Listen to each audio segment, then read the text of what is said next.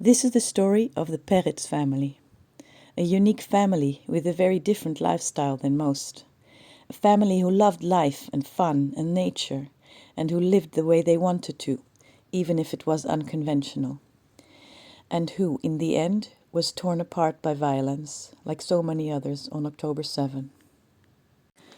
The story of the Peretz family starts with Erick and Eleanor. They met when Eleanor was very young. Erick was quite a bit older, and he was very different from Eleanor's religious family. He was happy, carefree, and loved partying. She fell for him immediately, and they began a relationship. Erick already had a daughter from a previous marriage, Ya'arit, and he and Eleanor had 2 more daughters together, Yamit and Ruth. Ruth was different, even more different than her already unconventional family. She was born with cerebral palsy and a mental disability. She also suffered from muscular atrophy, a hereditary disease that came from Eleanor's side of the family. A few years after Ruth was born, the disease started to affect Eleanor, too. Erick made the decision to stop working and to be a full-time caregiver for his wife and his daughter. On Ynet, an Israeli news site, Ruth's older sister Yamit tells us about this time in their lives.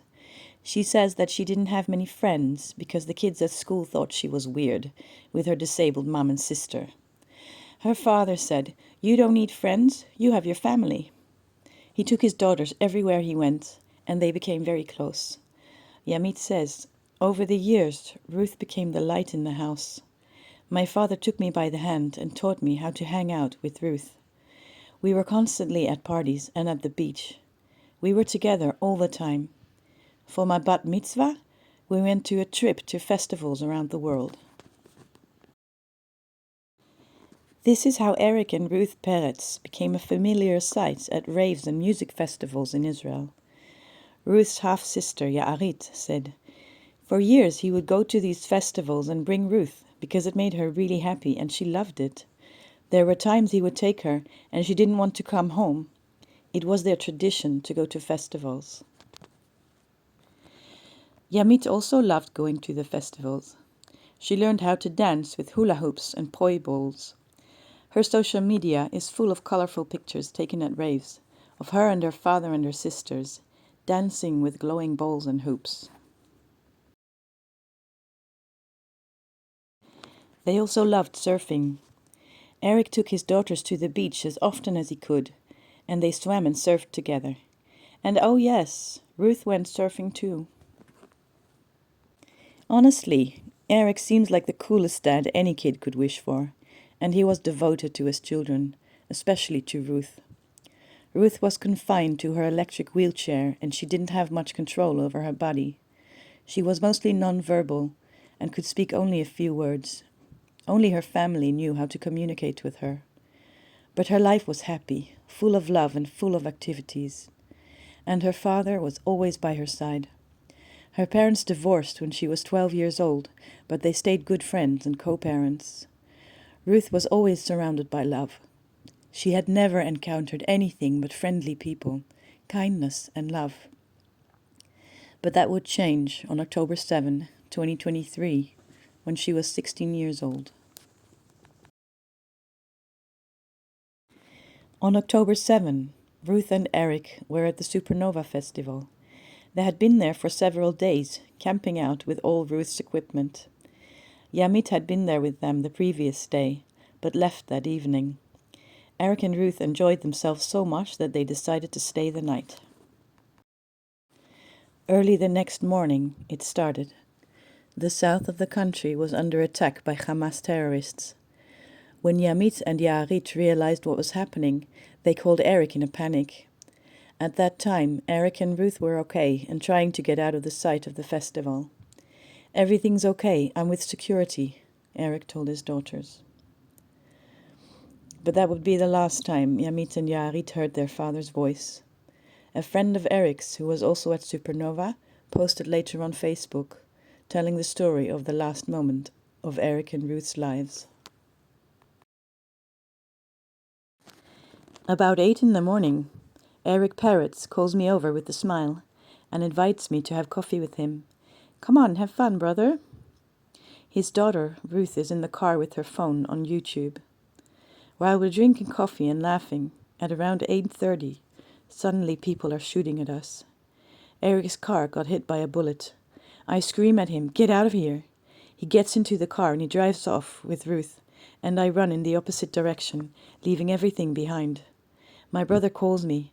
I run to him. I get in the car. We drive, but we get stuck because everything is blocked. We get out of the car. Erick takes Ruth in his arms and runs into the forest. I also started running towards the forest. While running, I see people falling like bowling pins. I never saw Erick and Ruth again.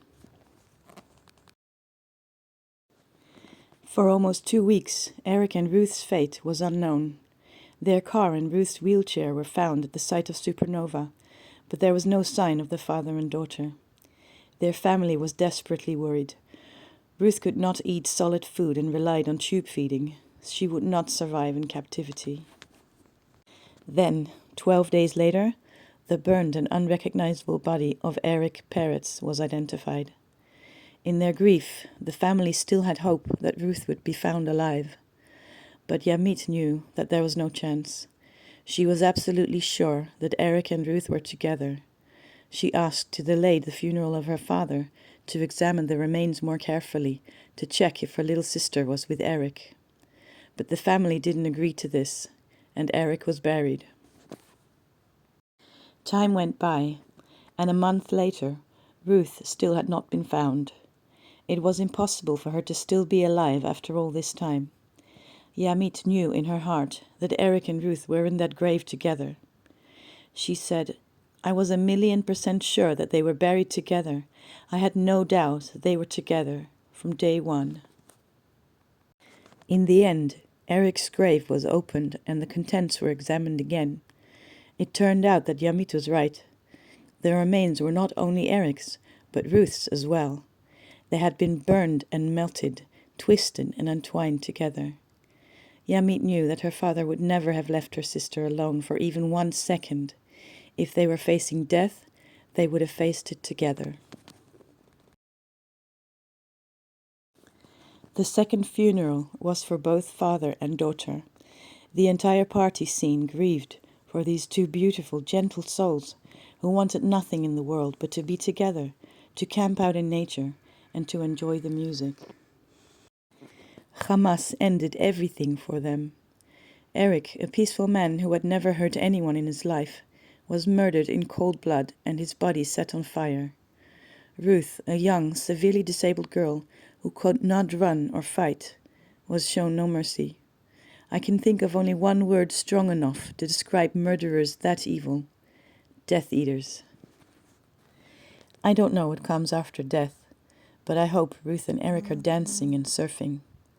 I hope they come to visit Yamit in her dreams, as she asked them to do at the funeral. She knows that they are together in death, always, as they were in life.